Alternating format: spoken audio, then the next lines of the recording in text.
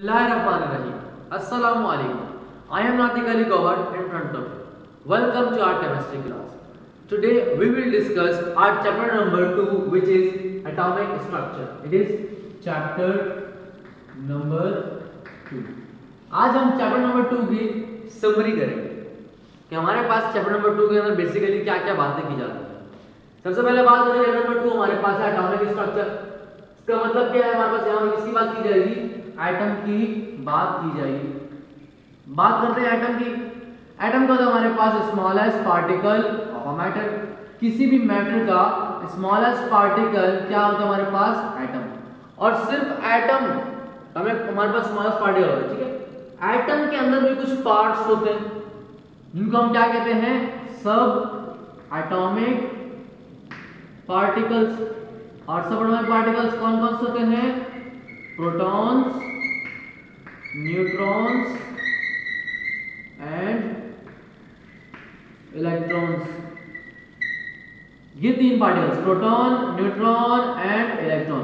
Proton होता है हमारे पास न्यूक्लियस के अंदर, एटम के अंदर न्यूक्लियस होता है। देखो एटम बना होता है दो चीजों से, एक होता है न्यूक्लियस, ठीक है, और बाकी क्या होता है हमारे पास, इसके गिर्द शेल्स होते हैं, इसको मैं बोलूं ऑर्बिट्स होते हैं, ठीक है। तो ये प्रोटॉन का होता है न्यूक्लियस के अंदर, न्यूट्रॉन का होता है ये भी न्यूक्लियस के अंदर होता है, जबकि इलेक्ट्रॉन क्या होता है, वो इन शेल्स के अंदर मूव कर रहा होता है। यहाँ प्रोटॉन, यहाँ पे कौन होता है, प्रोटॉन और न्यूट्रॉन, ठीक है। ये क्या होता है हमारे पास, ऑर्बिट्स के अंदर, या इसको मैं शेल बोल दूं, ऑर्बिट भी बोलते हैं इसको हम और शेल भी कहते हैं, वहां पर मूव कर रहा होता है। प्रोटॉन के पास चार्ज की बात की जाए, चार्ज क्या है प्रोटॉन का, प्लस। न्यूट्रॉन के पास कोई चार्ज नहीं होता, no charge, it has no charge. जबकि इलेक्ट्रॉन के पास कौन सा चार्ज होता है, माइनस का। इसके पास कोई चार्ज नहीं होता, इसके पास प्लस चार्ज। इसका मतलब क्या है कि दोनों का होता है न्यूक्लियस के अंदर, तो मतलब न्यूक्लियस में कौन चार्ज होता होगा, प्लस साइन। न्यूक्लियस में क्या होता होगा, प्लस, और इलेक्ट्रॉन में क्या होता है, माइनस। तो प्लस माइनस क्योंकि क्या करते हैं, अपने कैंसिल करते हैं, अपने आप को बैलेंस भी करते। बात समझ आ गई। ये तो हमारे पास के एटम क्या होता है, इसके एटॉमिक स्ट्रक्चर्स क्या होता है, ठीक है। दूसरी बात हम डिस्कस करते हैं, एक एटम का एटॉमिक स्ट्रक्चर क्या होता है। हमारे पास नंबर ऑफ प्रोटॉन्स कितने होते हैं, नंबर ऑफ न्यूट्रॉन कितना, नंबर ऑफ इलेक्ट्रॉन्स, ठीक है। अब हमारे पास ये देखो, प्रोटॉन कहां होता है, न्यूट्रॉन का, इलेक्ट्रॉन का हमने पढ़ लिया। प्रोटॉन न्यूक्लियस के अंदर, न्यूट्रॉन भी न्यूक्लियस के अंदर, इलेक्ट्रॉन ऑर्बिट्स के अंदर। प्रोटॉन के पास प्लस चार्ज है, न्यूट्रॉन में कोई चार्ज नहीं होता, इलेक्ट्रॉन पे माइनस चार्ज होता है। अब हम लेते हैं एक एलिमेंट एग्जांपल तौर पे, Na, जिसका एटॉमिक नंबर 11, मास नंबर 23। अब इसका मतलब है क्या है, एटॉमिक स्ट्रक्चर बनाते हैं कि भाई इसका अगर एक एटम हो तो उसका स्ट्रक्चर कैसा होगा, किस तरीके से हमें देखो, हमने बोला ना एटॉमिक स्ट्रक्चर पढ़ना है हमने, तो बेसिकली क्या स्ट्रक्चर क्या होगा एटम का। तो बेसिकली हम क्या करते हैं कि हमने डिस्कस कर रहे पहले कि भाई न्यूक्लियस के अंदर दो चीजें होती हैं, एक होता है प्रोटॉन, एक होता है न्यूट्रॉन। जब एटॉमिक स्ट्रक्चर बनाते हैं, एक बात याद रहे, न्यूक्लियस के अंदर दो चीजें लिखते हैं, प्रोटॉन और न्यूट्रॉन। प्रोटॉन पर प्लस, न्यूट्रॉन पर कोई चार्ज नहीं होता। अब प्रोटॉन कितने होते हैं, आपको पहले हमने डिस्कस कर रखा है। प्रोटॉन के हमारे पास जितना एटॉमिक नंबर, ये क्या होता है एटॉमिक नंबर, ये क्या होता है मास नंबर, इसको हम ए से बोलते हैं। तो जितने एटॉमिक नंबर उतने प्रोटॉन होते हैं। न्यूट्रॉन कितने होते हैं हमारे पास, एटॉमिक नंबर में से, मास नंबर में से एटॉमिक नंबर को माइनस कर दूं, या मैं यूं बोलूं कि ए में से z को माइनस कर दूं, या मैं यूं बोलूं कि बड़ी वैल्यू में से छोटी वैल्यू को माइनस कर दो। 23 माइनस 11 क्या आंसर आता है, 12।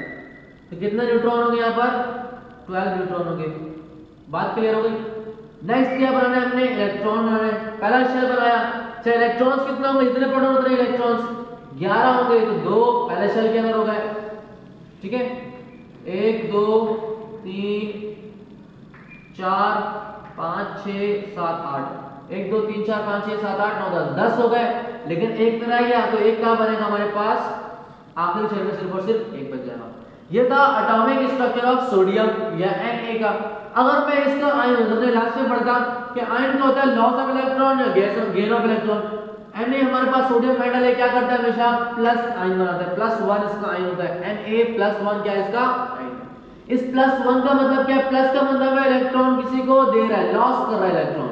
1 का मतलब है कितने इलेक्ट्रॉन लॉस कर रहा है, एक इलेक्ट्रॉन लॉस कर रहा है। तो इसका आयनिक, हमारे पास इसका आयनिक स्ट्रक्चर कैसा बनेगा हमारे पास, देखो मैंने आपको बताया कि आयन्स के अंदर प्रोटॉन न्यूट्रॉन का फर्क नहीं आता, सिर्फ किसका फर्क आता है, इलेक्ट्रॉन्स का फर्क आता है। तो प्रोटॉन 11, न्यूट्रॉन सेम 12, ये तो न्यूक्लियस बन गया।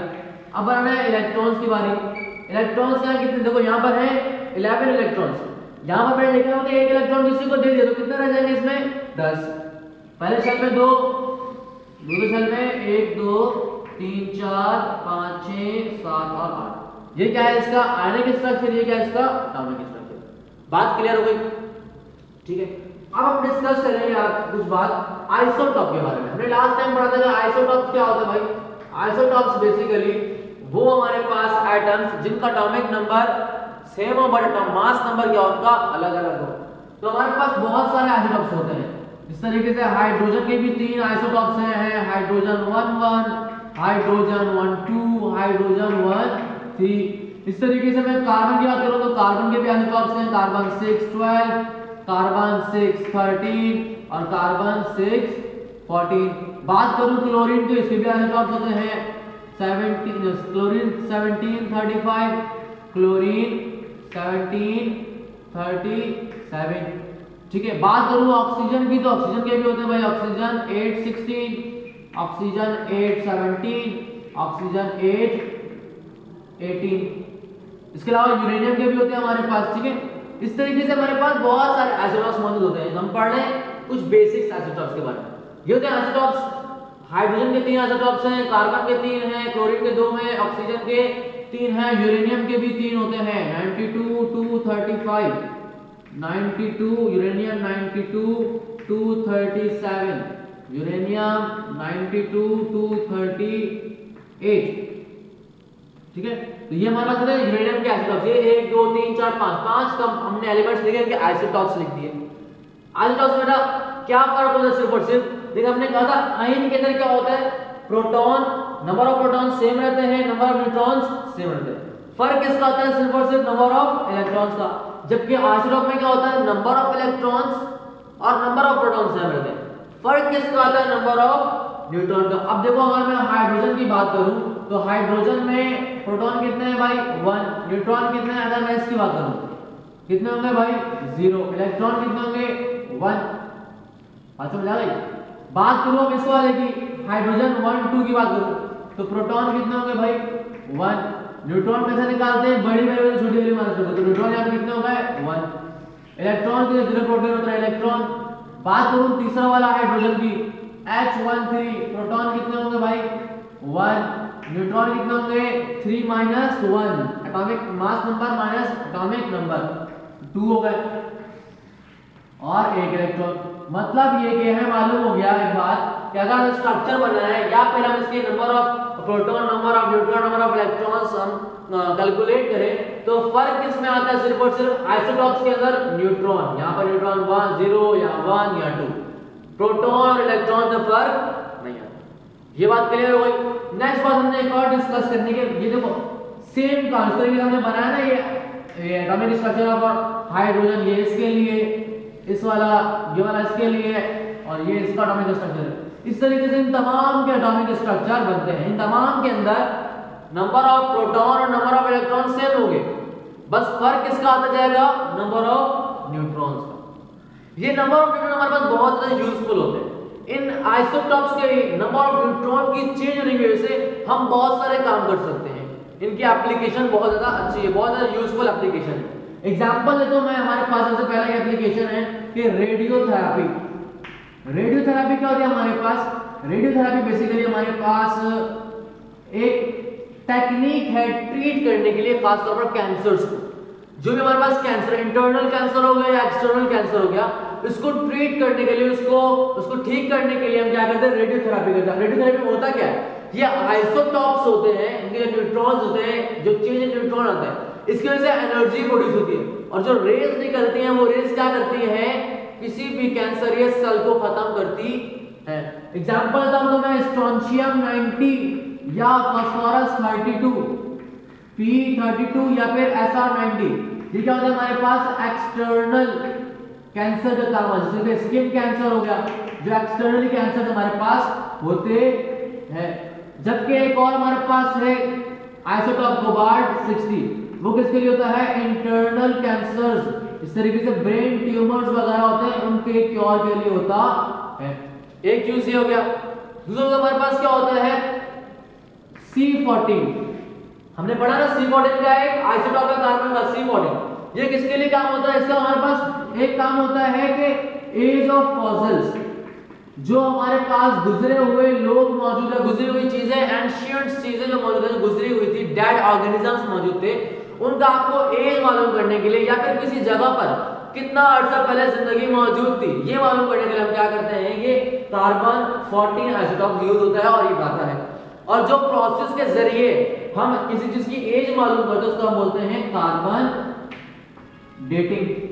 डेटिंग का मतलब होता है एज मालूम करना, कार्बन मतलब होता है कार्बन 14 को यूज करके एज मालूम करना। एक यूज कार्बन 14 का है, दूसरा यूज हमारे पास किसके लिए होता है भाई? ये हमारे पास कार्बन डाइऑक्साइड को लेबल करने के लिए होता है।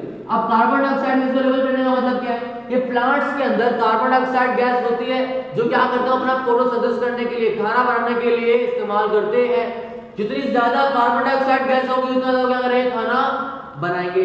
तो हमारे पास कितनी कार्बन डाइऑक्साइड गैस प्लांट में मौजूद है, या कितनी नीड है इसको, कितनी हम दें उसको कि वो अच्छा खाना बनाए। तो उसके लिए कौन ट्रेस करने के लिए, उसको लेबल करने के लिए कौन यूज होता है? कार्बन 14। एक बात ये तो हमारे पास क्या है, तमाम एप्लीकेशन है या बोल दूंगा इंपॉर्टेंस है किसकी? इंपॉर्टेंस ऑफ रेडियो आइसोटॉप्स, या सिंपल ये कह दूं मैं, इंपॉर्टेंस ऑफ आइसोटॉप्स। एक और हमारे पास आइसोटॉप, इसका नाम है आयोडीन 131। आयोडीन 131 हमारे पास किसके लिए होता है? आयोडीन 131 हमारे पास गोइटर डिजीज होती है जो कि थायराइड ग्लैंड के ऊपर होती है। थायराइड ग्लैंड, अभी थायराइड ग्लैंड का ये हमारे पास एक ग्लैंड होता है जो हमारे यहाँ पर होता है, नेक पर, हमारी गर्दन पर एक ग्लैंड होता है यहाँ पर, इसको बोलते हैं थायराइड ग्लैंड। इसके ऊपर एक बीमारी उसको बोलते हैं गोइटर डिजीज। अगर वो बीमारी है तो उससे क्या होता है, हमारे पास गला सूज जाता है। अब गला सिर्फ इससे नहीं सूजता, गला टॉन्सिल से भी सूजता है। तो मालूम करने के लिए कि भाई ये गोइटर है या कोई और चीज, तो हम क्या करते हैं, आयोडीन 131 यूज करें ताकि ट्रेस करें कि डिजीज यही है या नहीं है, गोइटर डिजीज है या नहीं। अगर गोइटर तो उसका फिर हम इलाज करते। बात समझ आ रही है?